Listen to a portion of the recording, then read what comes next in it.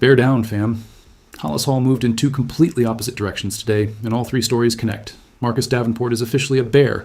The ex-first rounder Ryan Poles is betting can find his old form, but his injury history is about to make you nervous. And in a minute, I'll show you why this signing is actually covering up a much bigger emergency in Chicago. Because that emergency has a name, Montez Sweat.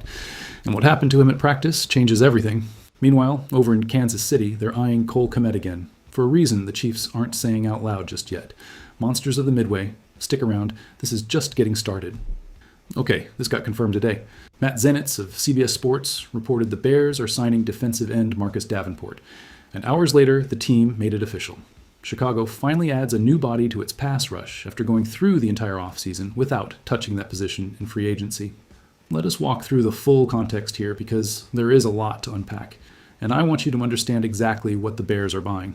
Davenport was the 14th overall pick in the 2018 draft, selected by the New Orleans Saints. That is where he built his best version under the same defensive coordinator who now runs Chicago's defense, Dennis Allen. Between 2018 and 2022, with Allen as his coach, Davenport put up 60 quarterback hits, 25 tackles for loss, and 21.5 sacks across 63 games. Solid numbers on paper, but if you break that down year by year, the story gets uncomfortable fast. 9 of those sacks and 16 of those quarterback hits came in a single year, 2021. The rest of his time under Allen produced only 12.5 sacks and 44 hits spread across 4 seasons. So even with his best coach, Davenport was not consistent. He was explosive for 1 year and quiet for the other 4. And after leaving New Orleans, things got worse. In 2023, he signed with Minnesota for $13 million on a 1-year deal and appeared in just 4 games because of a high ankle sprain. In 2024, he signed with Detroit, and a triceps injury ended his season after only 3 games. In 2025, he came back to the Lions on another 1-year contract, and this time it was a pectoral strain that landed him on injured reserve until week 13. When he returned, he ended up playing 7 games total that season, 225 defensive snaps, and did not record a single sack. Pro Football Focus graded him 103 out of 115 qualified edge rushers league-wide in 2025. That is the player Chicago is bringing in. 3 straight seasons cut short by 3 different injuries on 3 different teams in 3 different parts of the body. Now, before you start writing in the comments that this is a waste of time, I want to be fair about the financial context because that is where this signing actually makes sense. The Bears entered this week with only about $4.7 million in cap space, according to Over the Cap. That puts them among the tightest teams in the entire NFL. There was never a universe where Chicago competes for Max Crosby if Las Vegas decided to reopen the auction, and there was no real money to chase an impact pass rusher in free agency either. Jadeveon Clowney went to Houston. Von Miller went to Dallas. Chicago watched from the sidelines because, honestly, they had nothing to compete with. Davenport, on the other hand, should not cost much more than the veteran minimum. Detroit paid him $1,650,000 in 2025. And everything points to this new deal landing in that same range. So the right question is not whether Davenport is a great player. We already know he is not, at least not over the last 4 years. The right question is whether it makes sense to spend almost no cap space betting on a reunion with the coach who actually got his best version out of him 5 years ago. And there, honestly, I do see the logic. It is a cheap dart at a board that needs bodies. Because look at the real depth Chicago has at edge right now. Montez Sweat is the number 1 piece. No argument there, and we will get to that in a bit. Dayo Odeyingbo signed a 3-year deal last spring and played in only 8 games during his first season with the team. Austin Booker had 9 starts and a career-high 4.5 sacks in 2025. A real step forward, but still not a rusher opposing offenses have to game plan around. And Shamar Turner, the second-round pick from 2025, remains on the physically unable to perform list with no clear return date. That leaves the Bears, in practice, with 2 reliable rushers and a couple of question marks. Davenport comes in as the 5th piece, the low-risk bet behind names that still have to prove they can carry a real role. Here is my opinion. Straight up, and regular viewers already know this one because I have been saying it on this channel since March. Ryan Poles has a pattern. Odeyingbo arrived with a complicated medical history. Grady Jarrett arrived with a complicated medical history. Kobe Bryant, the $40 million free agent addition, is on a 6 to 8 month recovery plan from a hyperextended left knee that still is not finished. Kyler Gordon has been out the entire offseason with a calf injury. And now Davenport, who missed 37 combined games over his last 3 seasons between the Vikings and the Lions. This front office keeps stacking medical bets, one after another. Sometimes it works out, like with Jarrett when he was healthy. Sometimes it does not, and it leaves you with a roster full of people in the training room instead of on the field. I could be wrong, But after watching this pattern repeat itself so many times, I would not call it bad luck anymore. I would call it a roster-building philosophy. And it only works if you have enough healthy bodies behind it to cover things when the bets fail. Think about it in terms of risk management, because that is really what building a roster in August comes down to. Poles is not betting the future of the franchise on Marcus Davenport. He is buying a nearly free lottery ticket, knowing the odds of it hitting are low, but knowing the cost of buying it is so small it does not even move the cap needle. If Davenport shows up in October with 4 or 5 sacks and a rotational role, this looks like a smart, cheap move. If he gets hurt in week 1 of the regular season, nobody remembers this signing in a month. That is exactly the kind of bet a team with almost no cap space should be making. And that is where, honestly, I cannot criticize the front office's logic, even though it does worry me that they keep stacking the same kind of medical risk position after position without building enough depth behind it for when things go wrong. One more fact worth mentioning here. Ben Johnson shared a staff with Davenport in Detroit during 2024, so this is not a blind signing from the coaching staff side. Both Allen and Johnson have already seen up close what Davenport gives you when healthy and what he represents when he is not. And here is where I want to get even harder on something that has been bothering me since March, and this signing just confirms it. The Bears got to the middle of August without touching the edge rusher position in free agency a single time. 0. I am not talking about missing out on Crosby or Clowney. I am talking about not even trying to add mid-tier depth back when the market still had reasonable options in March and April. They waited until training camp blew up in their face with injuries to react with a veteran minimum flyer. And to me, that looks a lot more like underestimating the real risk at this position from day 1 of the offseason than like patient, well-calculated planning.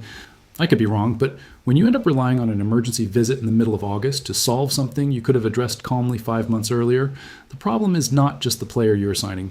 The problem is the planning that got you there. Does this solve Chicago's real pressure problem from last year? No. And I want to be direct with this number because it is the one that actually matters. The Bears finished 2025 ranked 22nd in the league in pressure rate at only 21.1% and tied for 22nd in sack rate at 6.2%. And this despite having the 11th highest blitz rate in the entire NFL at 25.8%. Translation: Dennis Allen had to send extra rushers constantly to generate pressure because the front 4 was not getting there on its own. That is a structural warning sign, and a 30-year-old defensive end with an injury history does not fix that at the root. What it can do is give Allen a slightly deeper rotation so Sweat does not have to play 70 snaps a game and over a long season that actually matters. All right, while Chicago was adding pieces to the defensive line, Cole Kmet's name popped back up in trade rumors on the other side of the roster. And yes, I know this feels like deja vu because we have literally been talking about this for months on this channel. Zachary Rotman of Fansided put Kmet on a list of 20 players who should be traded before week 1, and his suggested landing spot is Kansas City. Rotman's argument is that Kmet could become Kansas City's long-term tight end solution for Patrick Mahomes as soon as 2027, playing behind Kelsey this year before taking over the job. Before I even get into the numbers, let me take my first shot at this. This is the 3rd time this year an outside analyst has thrown Kmet onto some generic list of 20 tradable players with 0 actual report that Kansas City and Chicago are talking. To me, that reads a lot more like filler content for a ranking than like sourced journalism. I will say it plainly. When a trade rumor is born from a listicle instead of a beat reporter who actually covers the team, my trust in that story starts low, and it has to earn the rest with real arguments. Mike Moratis of Sports Illustrated, who covered this exact story today, added a real piece of context. Travis Kelsey is, in Moratis' words, operating year to year at this stage of his career. Look, I get the logic from Kansas City's side once you put that on the table. Kelsey is 36 years old. Nobody knows how much football he has left. And Kmet is exactly the profile the Chiefs would want behind him. A solid blocker, reliable hands, 27 years old, still with several seasons of quality football ahead of him. But Moratis, in that same article, laid out why this trade still does not make sense for Chicago right now, and I fully agree with his read. First, the argument that Kmet is expendable because the Bears drafted Colston Loveland with the 10th pick in 2025, and Sam Roche with the 69th pick in 2026 sounds logical on the surface, but it falls apart once you look at how Chicago actually uses its tight ends. According to Sumer Sports data, the Bears finished 6th in the entire league in 12 personnel usage and 5th in 13 personnel rate, meaning 2 or more tight ends on the field at the same time. That is not a team that treats its TE2 as extra. That is a team that built its entire offensive scheme around having multiple tight ends on the field together. Roche, the rookie out of Stanford, still needs development time before Chicago can trust him with that role at the same level. Taking KMET out now would leave a real hole in Ben Johnson's game plan, not a cosmetic one. Second, let us talk numbers, because this is where the argument gets more interesting for the future, just not for the present. KMET carries a cap hit of $15.4 million in the final year of his contract. According to Over the Cap, cutting or trading him would save Chicago $10 million, with a dead cap hit of only $5.4 million. Those numbers are genuinely attractive for a roster that, as we just saw with Davenport, is scraping for every dollar of cap space. But attractive for 2027, not for August of 2026, in the middle of a contention window with a roster that finished as the NFC's second seed last season. And here is my main point, the one I have been holding on to on this channel since this rumor first started. You do not sell a starting caliber tight end with an established role in your scheme and solid production for a hypothetical late-round pick in the middle of your contention window. That is not roster building. That is giving away value. What I actually think happens, and we have said this before on this channel too, so nobody can accuse me of making something up here, is that the real KMET conversation activates at the 2027 trade deadline, not before. If Roush proves by then that he can handle the TE2 role with confidence, and if Kelsey is still playing or has already retired and Kansas City still needs to solve that position, then the math changes completely. Or if Chicago and KMET agree on a contract restructure that lowers that cap hit, the trade conversation simply disappears and KMET stays in Chicago with a smaller number but a scheme role that stays intact. For now, for the person running this channel and for all of us watching, this is August noise, an outside analyst recycling an idea that already circulated before with no report that the Chiefs and Bears are actually negotiating anything. Save this clip for October of next year. That is when we might actually have something real to talk about. And now, fam, I want to close by connecting the point I left hanging from the first story, because I think this is what actually explains why Chicago moved on the defensive line today. On August 6th, Montez Sweat left practice with the team's training staff after suffering an injury. For any Bears fan, that moment created instant panic, and rightfully so. Sweat led the team with 10 sacks in 2025. He is the number one piece of this defensive line, and losing him for an extended stretch would have been devastating for a team that, as we just covered, already had serious problems generating pressure without blitzing. The good news, and I want to say this with the same energy I would use to report something bad, is that Sweat returned to practice on Sunday in the camp's 14th session. That is a genuinely positive sign. There is no indication this is anything long-term, and the fact that Ben Johnson folded him back into teamwork is the best possible evidence that the scare is behind them. But here's the pattern I want you to see, because it connects directly to everything we talked about today. That Sweat scare landed in the middle of an injury list that was already loaded. Kobe Bryant, the $40 million addition to the secondary, remains on a 6 to 8 month recovery plan from a hyper-extended left knee.